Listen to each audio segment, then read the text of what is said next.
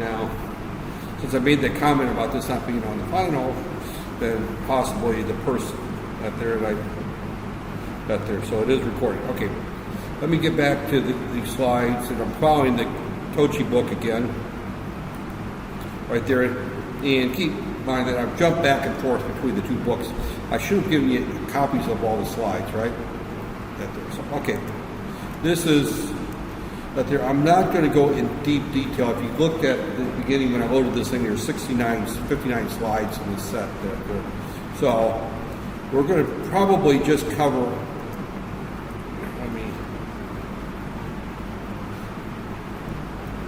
a few of these here. I'm going to kind of go over some of the different ones that there. I'm going to skip the troubleshooting so much that there, and just kind of go over the general overall.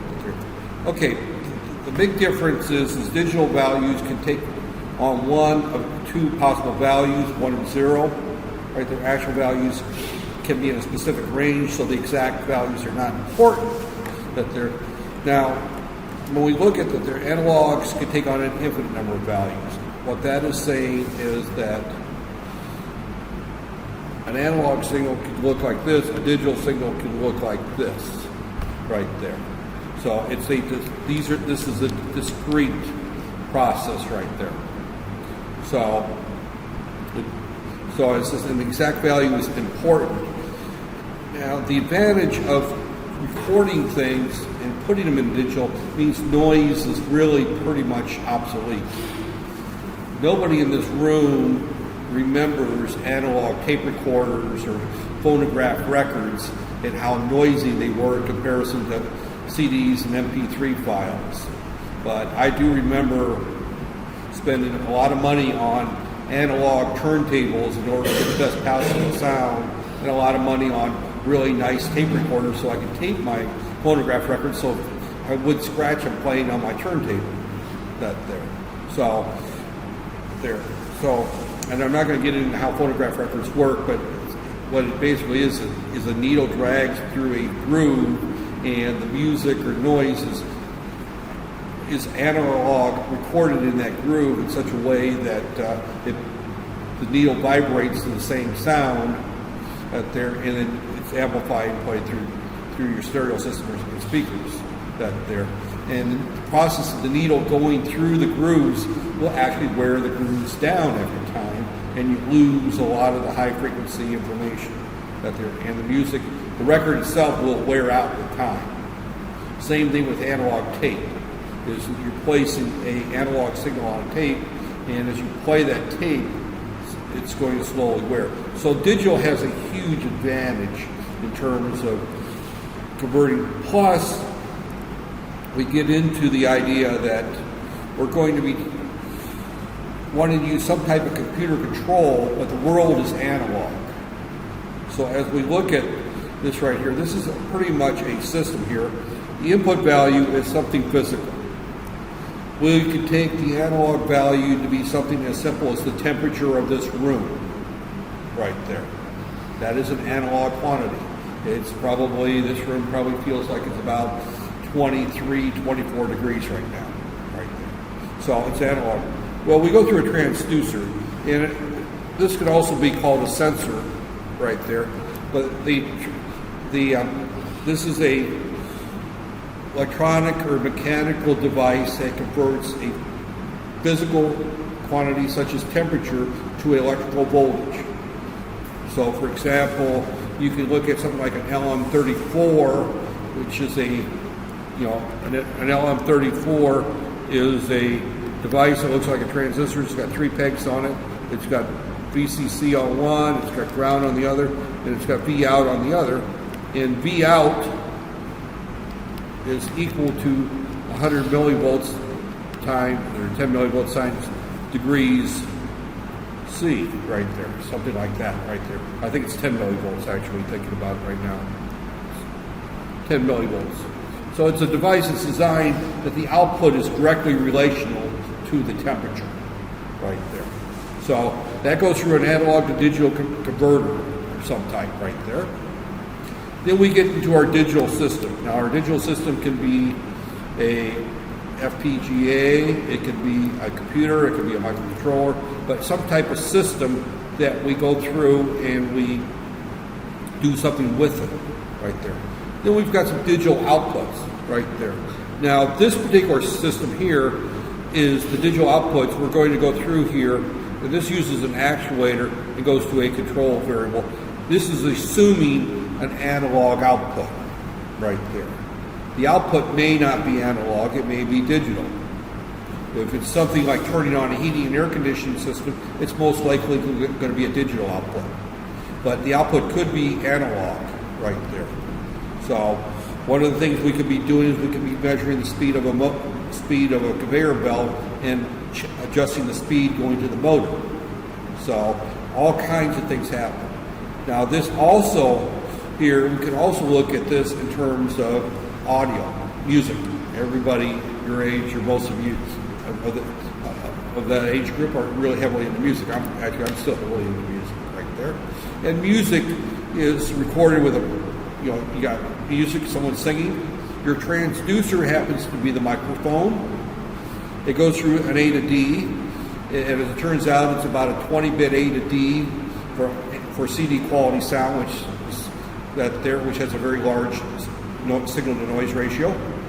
And your computer system right here, basically they store that into a file, an MP3 file, for example, or they could make it into a CD or whatever right there. And then you use a different system. You store it, but then this half of the system is at the recording studio, this half of the system is your playback system right there. So you store the sound and feed it back into a computer system. So you have a computer on both ends right there. You have a relatively complex computer, they used to be complex, they're not so complex anymore, system where you can record the audio. Now you can do it with a laptop PC easy enough, or you can do it with a cell phone, right? You can record audio with your cell phone. See, that's going through the same process on your cell phone. If you pick up your microphone and you record, my car's parked on level 3. So that there you store it and then you play it back on this end here, right there. So this is the basic system, how it works right there. This is a microphone. This this is the actual sound. This is the microphone. This is the output of the microphone. There's probably some amplification before it gets to the ADC right there. Then this is the digital that is then stored right there. And we've got, this just repeats the same thing. I wrote all over the slide, but right there. So the ADC simply converts it to analog digital converter, converts it to binary proportional to the analog voltage. We'll talk a little bit more about that up there. And then digital is transmitted to the computer, it's stored or processed according to that they might perform other calculations. There's all kinds of things that can happen within this computer. And we could be measuring multiple variables there and deciding what to do. One of the things, for example, an engine controller for an automobile or a truck engine or a jet aircraft, it's reading multiple analog signals. The temperature, the speed, the flow rate of petrol going into the gas tank, the fluid levels, the temperature of the engine, all those things are done, and then the computer on the car is then going through and making certain decisions on what speed to operate the fan on the radiator. And the radiator is that big black thing in front of the car that cools the water down. That there. Or to increase the voltage going to the fuel pump to get more voltage to the car, to more fuel to the engine. All kinds of things happen that there. So they can perform lots of calculations. Some of these can be quite complex, some of these calculations. I personally have never worked on this project, but one of my colleagues at the university where I was at, he did his PhD dissertation, and he got his PhD in his 40s, which is kind of would be very unusual here. But he got out of the Marine Corps in his late 30s. No, he got out of the Marine Corps in his early 40s, then he started teaching, and then he decided to go back to do his PhD about 45, 46. So, and he did his PhD dissertation on the control of satellites. You know, he worked for ITT Aerospace at the time, and they built satellites for the U.S. military, CIA, and weather stations. They built satellites. He's a retired Marine, so he had all the clearances to work on that stuff. But there, and and that was all. That had all digital control, and all the inputs were analog, and then the actuators were turning on the engines to get keep the satellite in position, and then they turn the antennas the right way, turn the cameras the right way, because the satellites take pictures. That's what they do. Some of them do. Weather satellites are taking pictures of the cloud, various things like that. So the digital inputs go through the DDA, convert through perfection. Now, not all systems have that there. So, again, they're saying electrically controlled valve or thermostat. I don't know what thermostat is. The wrong word. That's not right. Thermostat is actually this right here. But a heater or a cooling device or something right there. So, okay. What we have, the process here is, we look at this right here. This shows a particular situation where we're having V reference be 16 volts right there, which just happens to be convenient that there, because 16 volts means that our outputs have 16 levels, and it goes from 0 to 15 right there. So, right there. So, most D to A's or A to D's probably use a V reference voltage of 5 volts or 3.3 volts right there. But the output voltage actually, that sounds nasty, is if you take the input voltage divided by the V reference and times by 2 to the n, where n is the number of bits.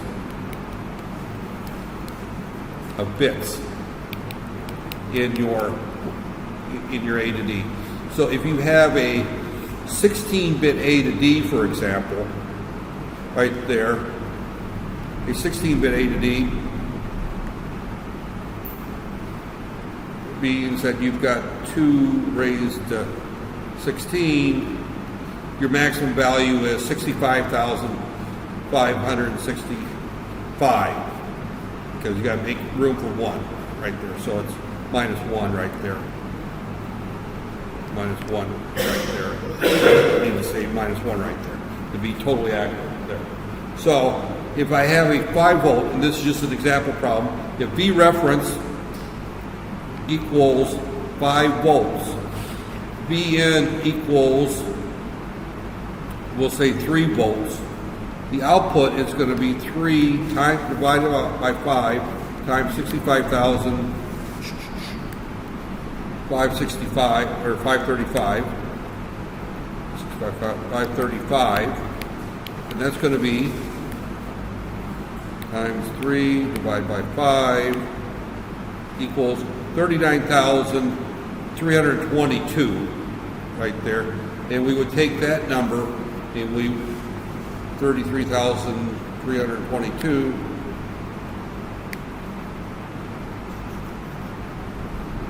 and we use 16, so that's a word. And what did we say that number was? 65, or I should have wrote it down. 39,322. 39,322. 39,322. Oh.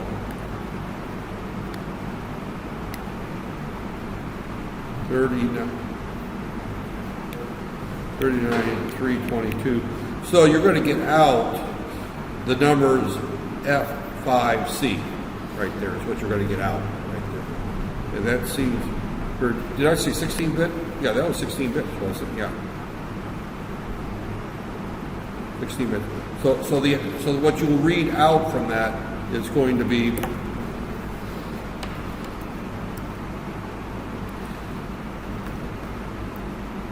right there. So it's going to be 0F5C right there. And that doesn't sound right to me for some reason. Standard 2 to the 16, right? 2 raised to the 16 is 16 up there, minus 1 equals up 2 raised to the 16 equals minus 1 equals right there times 3 divided by 5, 39,321, 322.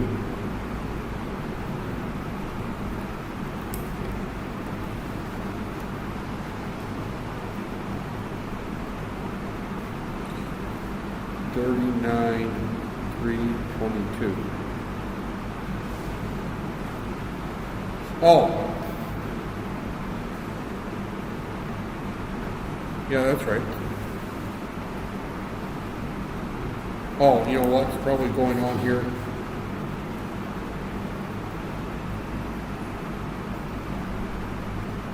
I'm going to make this a double word.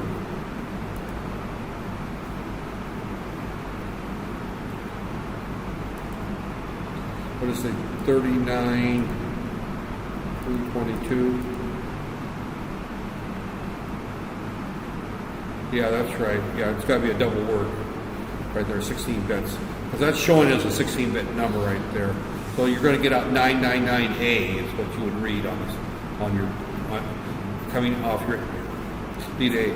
But again, what I'm really just trying to get across here is this idea is that this is proportional. So this is my analog voltage. Voltage right there. This is a straight line, and this is my digital output. The only thing is you're only going to measure from here to here. If it's in between the two of those, you lose that information right there. So you won't get the exact value right there. There's a gap. Now in our case, our value is very, very small because the difference between gaps right there is our 65,535 divided by 5 equals, actually I should go the other way, 5 divided by 65,535 equals our difference between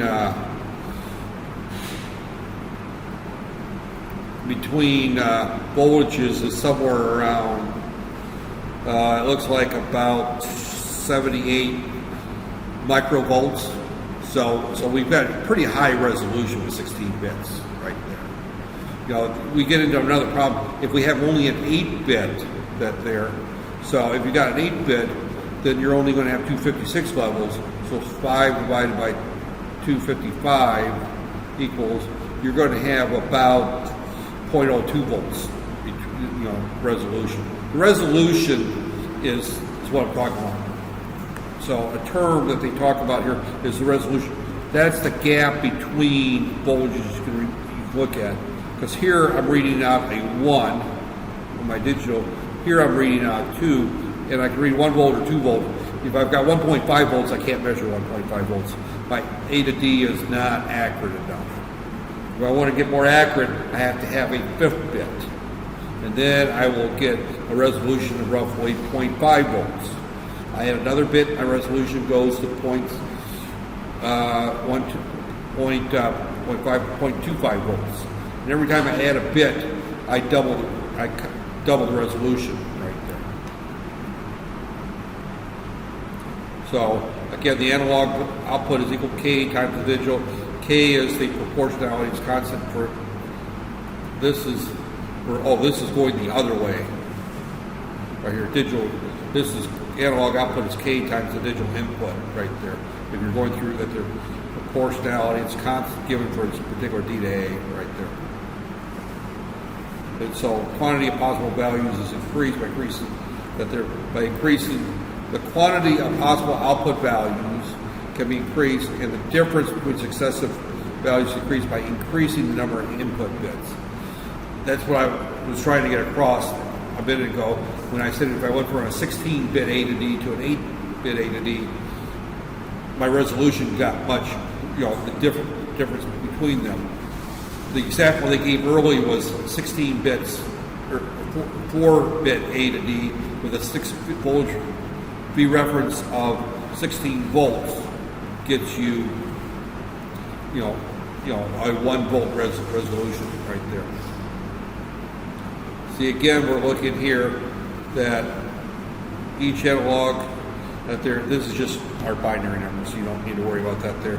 But this just shows the same thing that we're talking about right there. Right here. Now, one of the things we're looking at here, what they're showing here is this is a D to A converter, and the number of bits they're showing the step size is 1 volt there.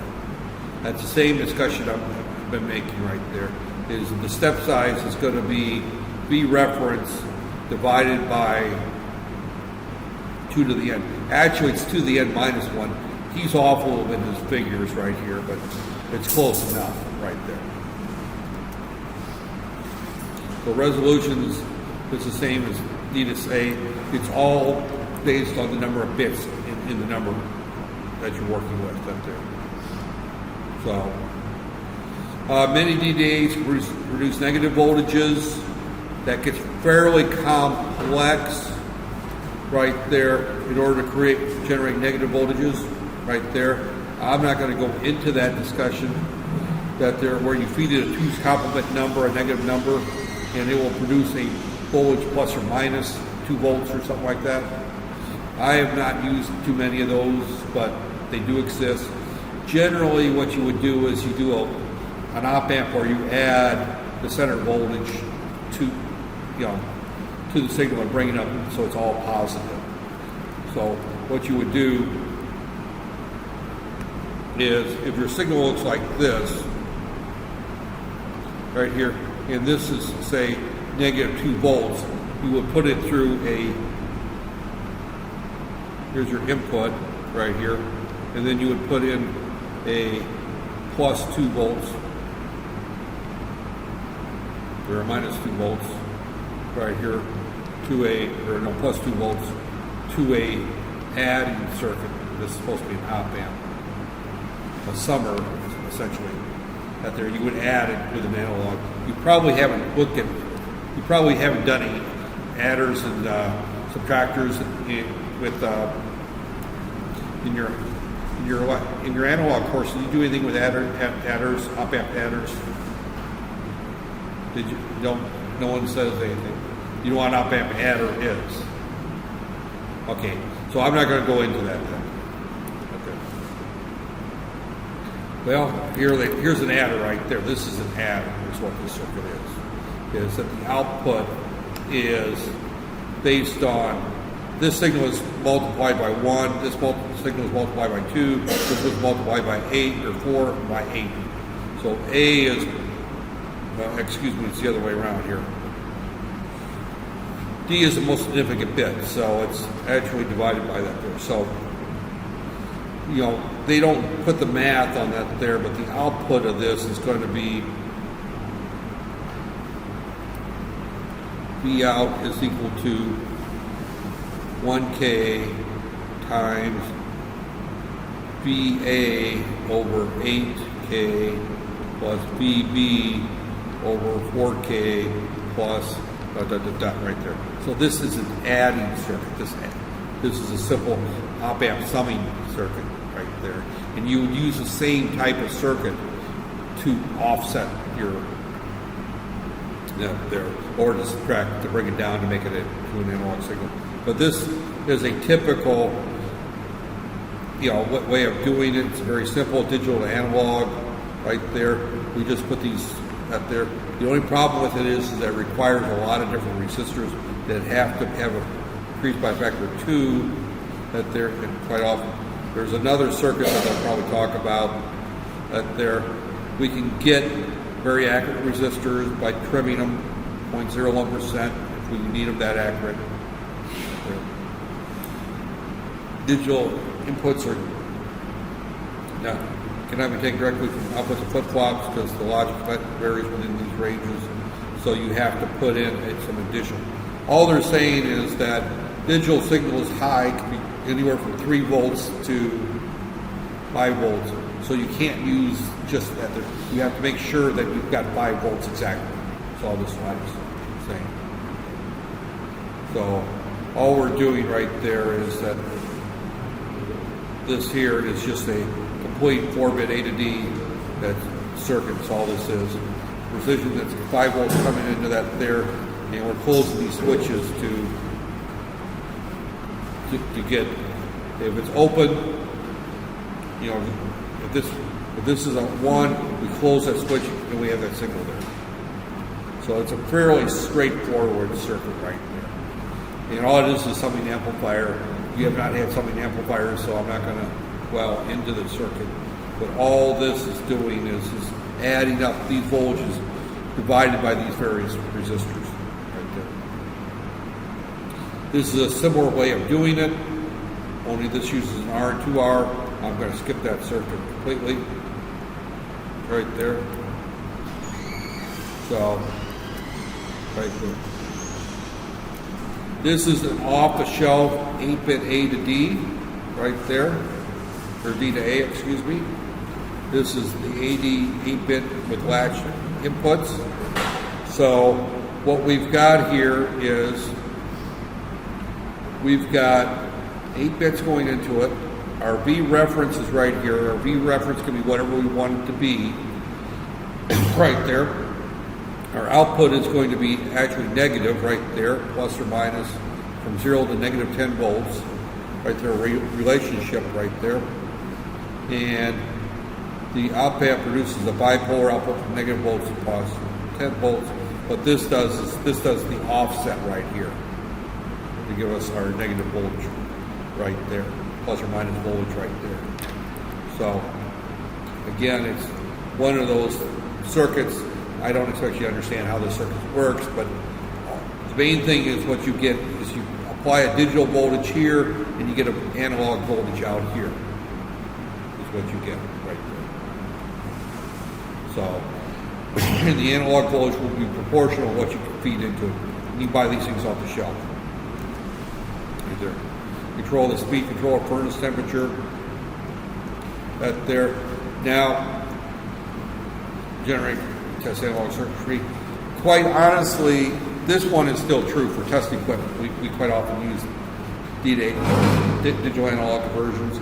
Restored analog after it's been converted, we would do that as well, right there. You know, your MP3 player has to have a D to A on it because you got the inputs of an analog digital signal. You want the analog music to come out. So after it's been reconstructed, control normally is used. It doesn't use a D to A anymore. Most furnace and speed controls are use pulse width modulation or some other digital type of control. Digital amplitude control the amplitude that they're serial. A to D's have serial, but they're have built-in serial in parallel out shift registers. We won't talk about that there. Troubleshooting, I'm going to just kind of step through this step there. Takes an analog digital converter, does the same thing. It takes an analog signal after a certain amount of time, produces digital code. Now, most analog digital converters have a digital to analog converter built into it. This is kind of an interesting thing. DACs are easier to build. And the reason is it's a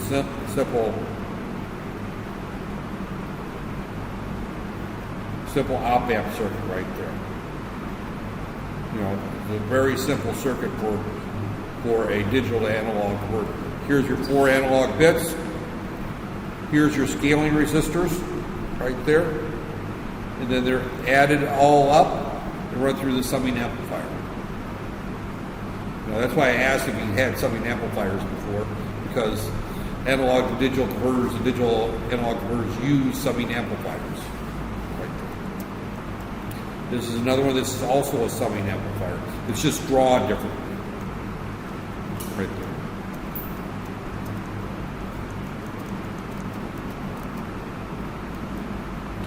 But they're digital analog converters are both digital and analog. That they're quite often referred to as mixed signal devices because you got an analog part and a digital part. Now,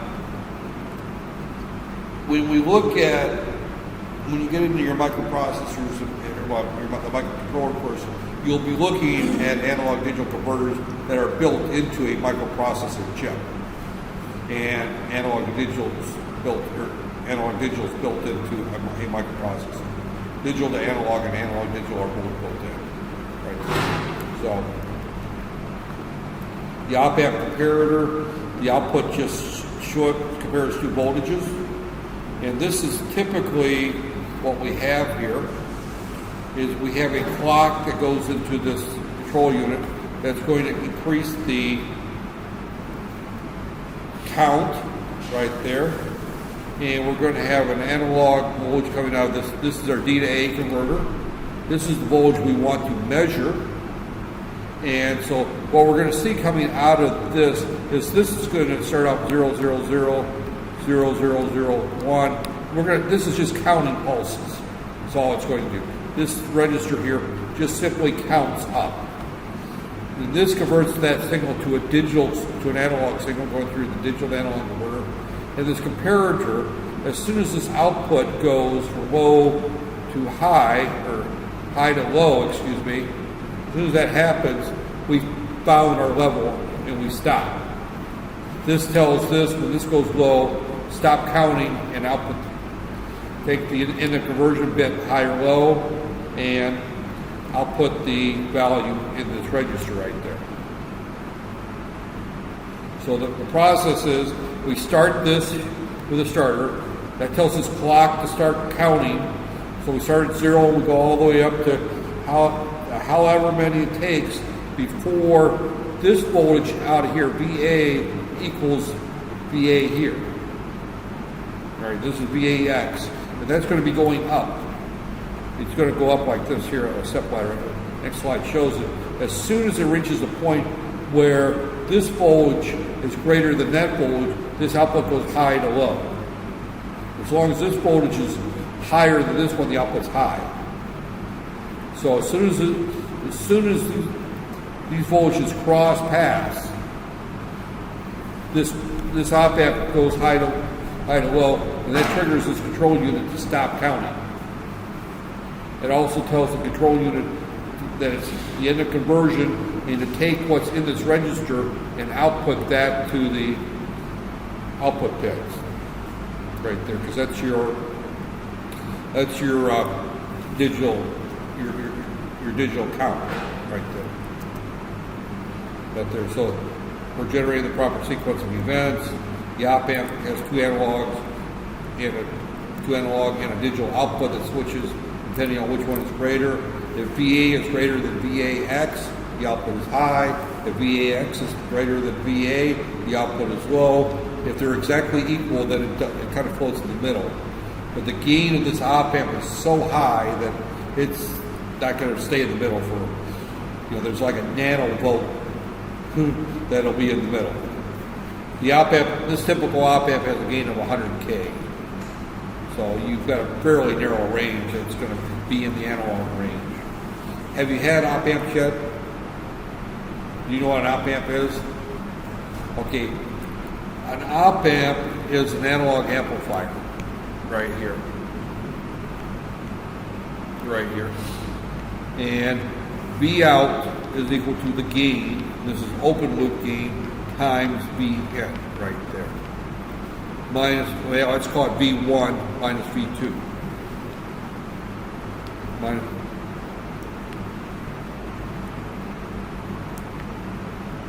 V1 minus V2 right there. So that's the gain of that's the output. Well, as it turns out, AOL is roughly 100,000 or more. It's very, very high. So normally, if you use an op-amp in the linear range, you're going to use it with feedback. There's a whole series of circuits that use op-amps in the linear range. You know, and you can design very simple amplifiers that look like this, for example. Looks like that right here. Here's V in, this is R1, R2, and V out is equal to R1 over R2 plus 1 times V in, right there. So you have a really nice simple amplifier, just 2 resistors right there. So, but it relies on this having an extremely high gain. In this case, we're not using it with feedback, and when we don't use it with feedback, it becomes what's called a comparator, because it's only going to, the outputs are going to be high or low. It becomes a digital device at that point. It's like a transistor that's turned on or turned off, right there. So an op amp it's really the building block of most analog circuits today. You know, the transistor used to be the building block. Now they don't use transistors so much because the circuits are more complicated. But they'll sometimes use transistors on the final stage or two because of the power consumption. But most circuits are built on analog op amps. So this is an op amp that's being used open circuit, so it's called a comparator right there. So like the basic operation, the start pulse initiates it. The rate determined by the clock control modifies the binary number in the register. Now, I said a few minutes ago that it's a counter. In some, it's a counter. In other types of A to Ds, they do what they call successive approximation. Right there. And what that typically does is it, you know, get back to it, is it takes a guess, then it takes another guess, it takes another guess. So it doesn't count 0 up. It does a way of doing it that's much quicker at finding the number. And I don't know if this talks about it. Then this binary number is converted to an analog voltage right there, and then it compares right there. So it stops modifying the shift, the register number right there. And the control logic activates the end of conversion signal, and the conversion is complete. And we just read the output of our register right here. We just read these pins right there.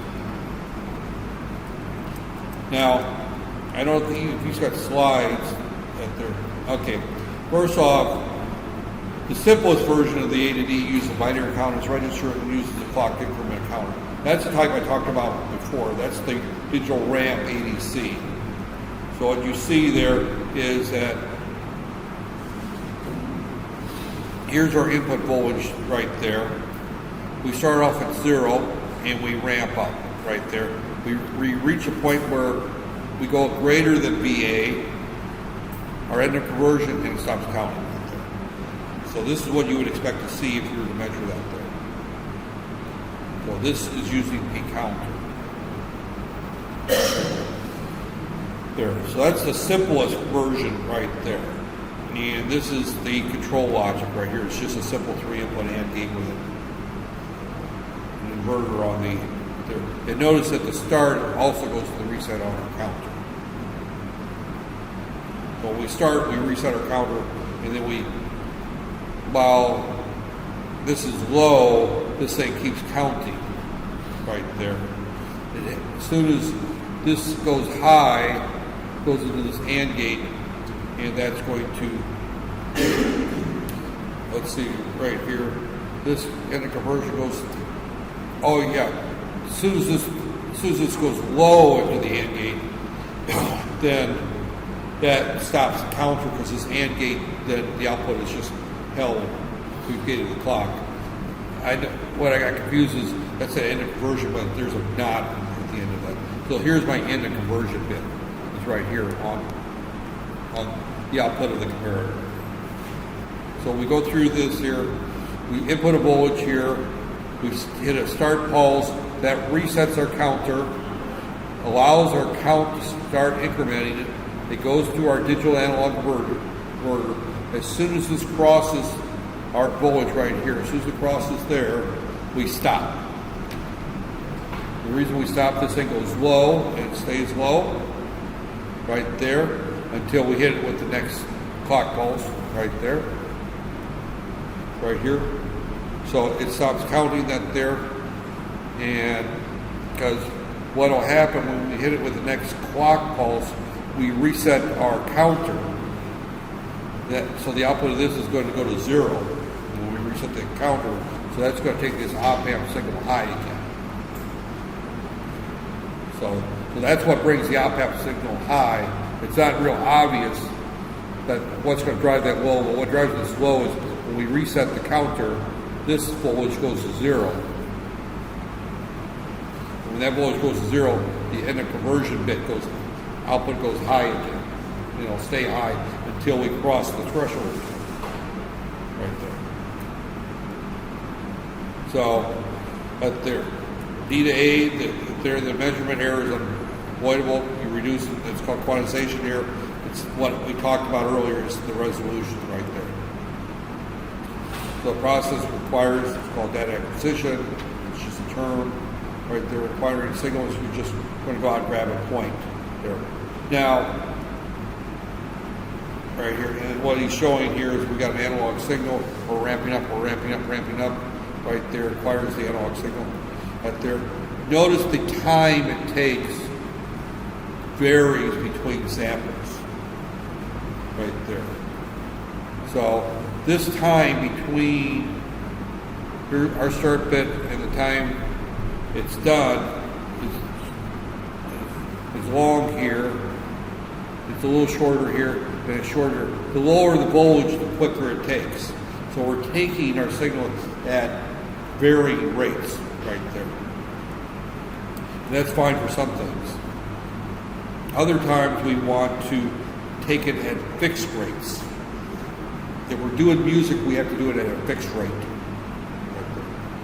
So typically, if you're using an A to D to sample audio, you're going to use a microprocessor and use a timer circuit to generate the start there.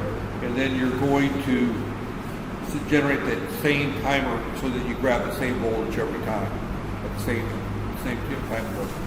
This time between here and here is our sampling period, and our sampling rate is equal to 1 over that there. So there's a theory, it's not talked about in this book, nor am I going to get into great detail, but it's called the Nyquist theory. Nyquist. And he says that if Fs is greater than F sample, Fx, or sampling that they're by 2, we can reconstruct the original signal exactly. So now this is a fairly complex subject, and I don't want to get into the theory behind it other than just know that Nyquist exists. But you have to low-pass filter your data to the Nyquist theory, or else you get problems. Even if you don't care about the signal, if there's a signal there, it's going to corrupt your data. Because there's something called what they call foldback on the frequency. It causes really interesting properties in audio if you don't do it. And it's pretty amazing when you look at the fact that the human ear has got a range of about 20 hertz and 20 kilohertz. That's what your ear is good for. Now, everybody in this room is under the age of 25, I assume. Are you over 25? No, okay. So your ears are probably still good to 20 kilohertz. You hit about 40, then that 20 kilohertz starts dropping a little bit. I still hear pretty good, but I know some people that don't.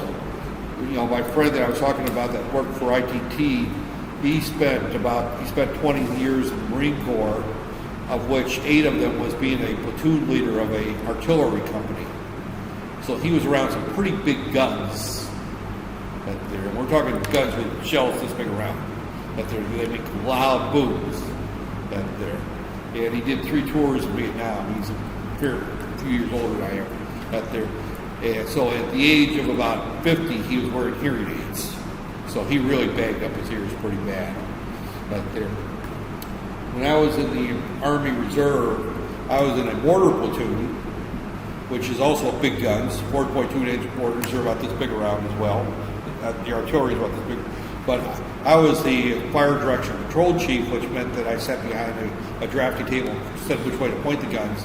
And I always made it a point to get about half a mile away from the gun so I didn't have to hear them. Out there, I could hear them, but I didn't have to, wear earmuffs up there. So hearing this Nyquist theory comes into a play, and when we look at audio, is that the range, I'm going to say, is 20 hertz to 20 kHz right there. So Nyquist says that if we want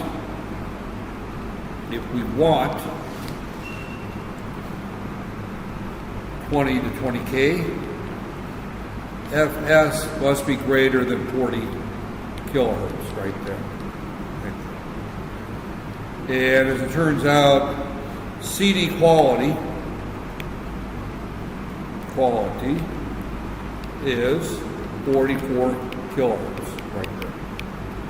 So what that means is that when we take analog music and we convert it to digital, and we're sampling at 44 kilohertz sampling rate, when we convert that back, everything between 20 hertz, actually between DC and 20 or 22 kilohertz is going to be perfectly reconstructed.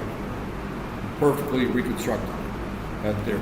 We have some quantization errors, but that's so small in comparison out there, because your quantization error, your error due to that there is going to be a function of n, the number of bits. Right there.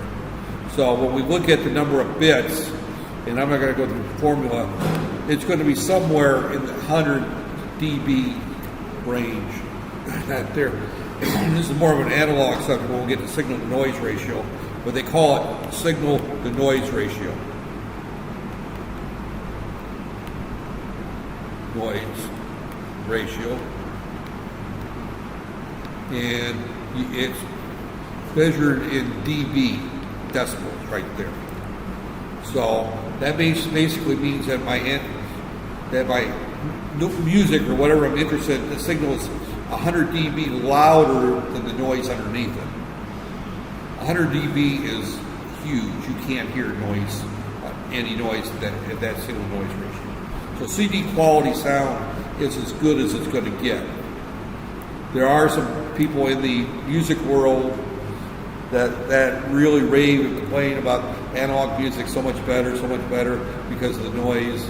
I personally think that some of the people who did that took too many drugs back when they were younger, but not too many young people do. It's the older rock stars or something like that. So, but that just gets back to that signal that there. So again, I just talked about Nyquist right there. I didn't know his name was Harry. I've always just known Nyquist. This is the first time I've realized that his name is Harry Nyquist. That there. Proven by a name, Harry Nyquist, that there. And it says that frequencies are sampled is taken, referred to sampling frequency. That there. Again, right there. You get something called aliasing, means it feeds back. And I'm not going to get, that's just basically showing what they mean by aliasing. I'm not going to get into what happens with undersampling right there. Okay, the other type A to D, and I'm going to kind of wrap it up after this. How am I on time?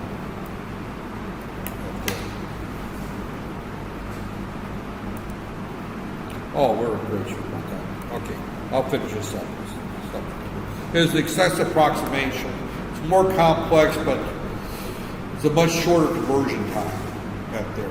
And the way this typically works is, and he probably goes through the slides, but I'm going to go through it in my own discussion anyway. That's there. Is guess a number between 1 and 100 right there. And you have to guess it in a fewer number of guesses. Obviously, if you start at 1 and you go up 1, 2, 3, 4, 5, 6, it's going to take you on average 50 tries to get the right answer. We're going to assume that this is a randomly distributed number between 1 and 100, and it's a uniform distribution of the random number. So there's just as much probability that the number is going to be 5 as it's going to be 50 as it's going to be 75. That's what I mean by uniform distribution of a random number.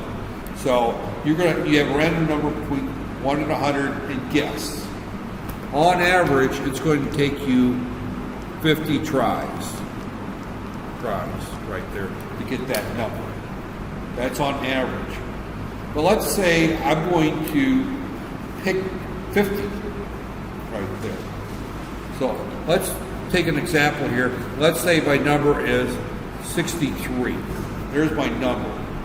Now, if I was to use the ramp method, it would take me 63 clock cycles before I got to 63, guessing one at a time. But if I use successive approximation, I'm going to get there much, much quicker. In computer algorithms, this is called a binary search. But what we're going to do is we're going to pick in the middle, and then we're going to go there. So my first number I'm going to pick is 50. Well, that's too low. So I split. So now I know the numbers between 50 and 100, right? So now I'm going to guess 75. Now we know, and that's too high, right? So now we know our numbers between 74 and 51, right? So now I'm going to split that into the difference. I'm just going to throw out, it looks like there's 51 minus 74 minus there. It looks like it's a 23 difference. So we're going to say subtract 22, and we're going to pick, or not 22, 74. So we're going to say 22. So we're going to guess, oh, that's not right. I am going brain damaged here. It's been too long a day. We said the number was between 74 and 51, right?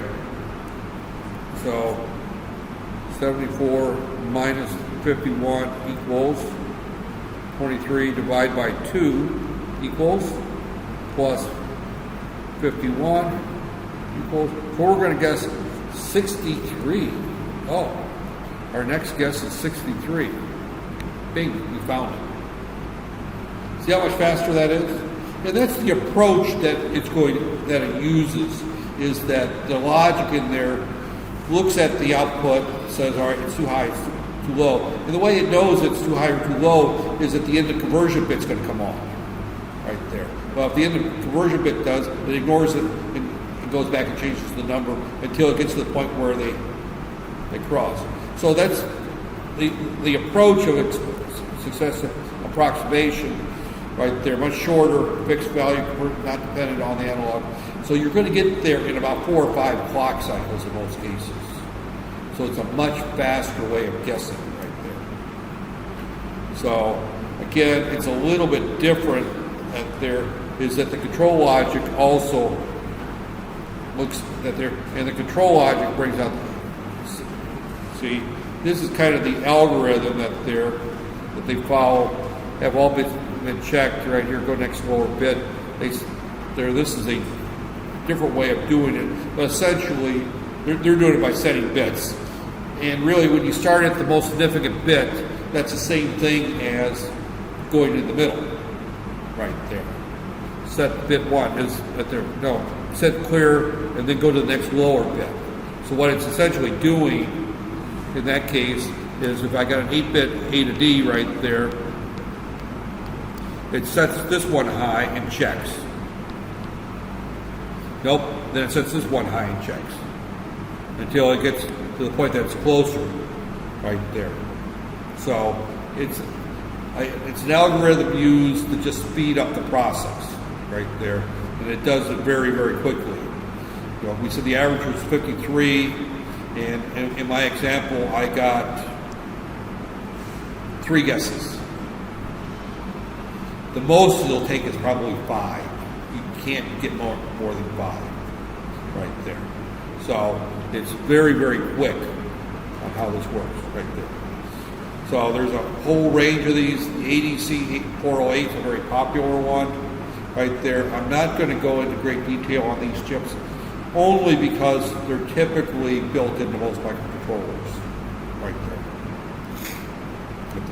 It has 2 analog inputs where we can have a differential input. What I mean by differential input is that we can measure the voltage between 2 different voltages right there. So we have voltage A here, VA, and VB, and they go into here, and what we're going to read out is V out is going to be equal to whatever VA minus VB right there. It's good. We're going to read out. We're going to read that voltage out is what we're going to read out is the difference between the 2 up there. So we have to have a clock in because the digital to analog converter needs a clock up there. There's a clock out, clock in up there. The reason, I don't know, the clock out, I'm not sure what it's used for, but there, to be honest with you. This here, the interrupt request is actually saying that's another way of saying that another term for the end of conversion is what that is. Because typically we tell this thing to start, we have a start pin. Our chip select actually is our start right there. So, but this is a typical one, right there, converts internal clock, produces a frequency based on the values of externally connected right there. So, a flash converter is one that does it very fast, requires much more circuitry, very, very expensive flash converters. Right there, very, very. The reason the flash converter is so fast is because we're going through a whole series of comparators right there in order to get right there. And notice that we've got 8 or 7 there for only a 3-bit output. So it's a very large circuitry right there. It does it in 1 clock cycle. There's no clock cycle involved. It just, you put analog voltage, the digital output shows up.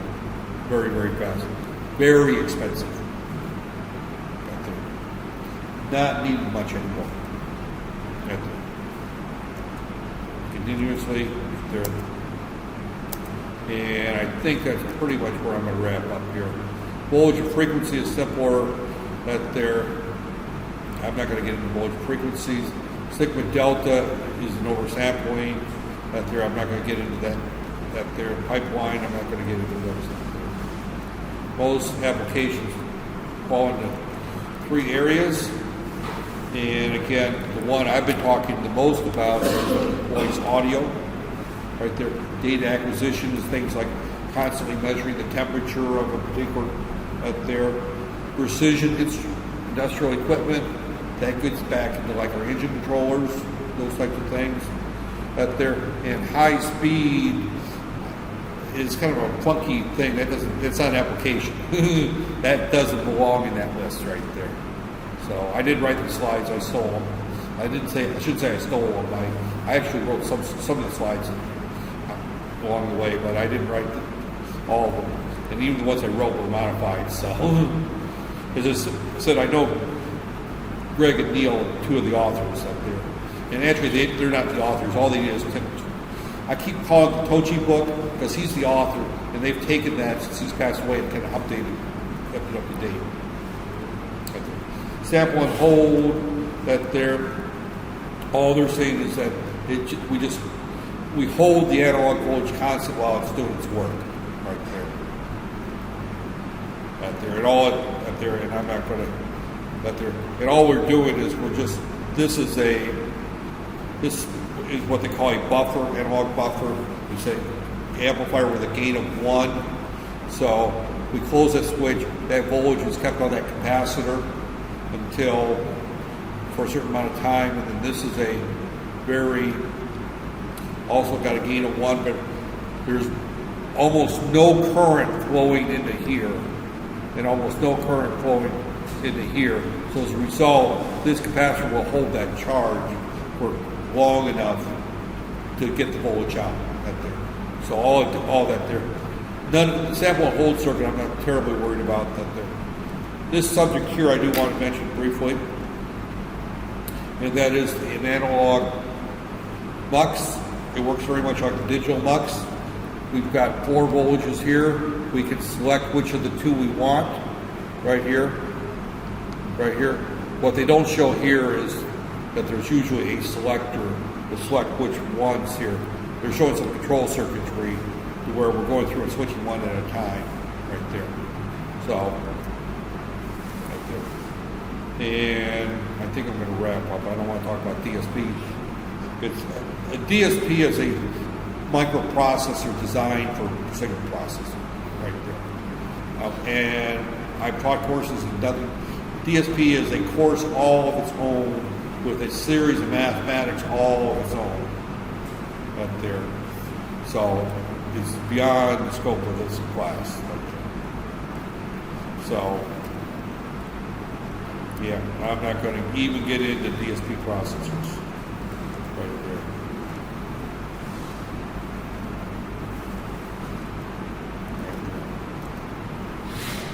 I think I am going to stop here. Yep, that's a good place to stop right there. Okay, how am I on time? Actually, we started at 3:20. Okay, I've got a few minutes. What I'd like to do for this week's lab is do basically a counter. And I'm going to count. I want to look at a relatively simple stoplight right there. Relatively simple stoplight has 4 states essentially, right? We've got, and I like stoplights simply because we can envision that there. We've got traffic go this way, right? So I'm going to call this our east-west lights, right there. And we got traffic goes this way, and I'm going to call this our north-south lanes. Now, one of the things I noticed since I've moved to Malaysia, almost nobody uses north and south when they give directions. Right there. If I said something like it's on the northeast corner of Jalan Ampang and Jalan Tan Razak, right there, nobody knows what is the northeast corner right there. But if I say it's on the corner opposite Ampang Park, then somebody might have an idea right there, or opposite whatever's right there. So if I tell what's on the corner that there. But for sake of argument, we'll assume that we know that we use know what east, west, north, south is right there. So typically, if we start out and our north-south lane is green, it's going to stay green for a while. Right there. So let's say we're going to say 5 clocks right there. Then we're going to north-south. It's going to go yellow. Then we're going to say 2 clocks right there. And we'll talk a little bit more how we get these delays later in VHDL here. Right there. And then we're going to go into north-south. Now we're going to go to east-west green. Goes to green. And it's going to stay there for 5 clocks right there. And east-west is going to go to yellow, 2 clocks. And then we're going to revert back. So we need to have 4 states right there. Now we also have to have a counter inside of our states there that we're going to count up within our counter and then leave right there. So we'll talk about how we add this, but just think about what we're going to do here is we're going to set this up where we can go control the stoplight here. And what we're going to basically do is what you did before. We had this with select, right? I can't remember the syntax, but you have that there's a with state, for example, here, and you select. I can't even remember the terminology. Let's say east, north, south, green. That there, we do something. We set up a counter in here where we count and we stay that there. So we will put some code in here, and I'll go through the code that there, and then we're going to say our lights are equal to. We set our lights right there. So we'll talk about how we set up our lights because we're going to have 6 lights here, right there. And we're going to do a relatively simple it may take more than one lab to do this. You'll see similar projects done in your microcontroller, microprocessor courses that are getting more complicated. But we're going to do a very simple stoplight VHDL right there. So, and I'm going to go into more detail on it on Thursday. We'll just go ahead and meet in the lab on Thursday. Since we have the lab, we might as well use it, right? So, but Thursday's not a holiday, is it? What? Nope, okay. Sometimes I say something, we'll do this next Wednesday, and all of a sudden someone points out that it's a holiday on me, because I lose the holidays right there. So, but that's basically what we're going to do in the lab, is we're going to go through a fairly simple counter, but we're going to add a little twist to it. We're going to set up a counter within our counter. There, so we can vary how long it's in each state. But it's got 4 major states. I listed the 4 states right there, but within those states we have to have a counter that counts down or counts up until we reach an endpoint right there. So, and I'll probably have most of the code written for you before that. So I'll probably kind of go through the code, and then from there we will do this very simple lab. So, all right. With that said,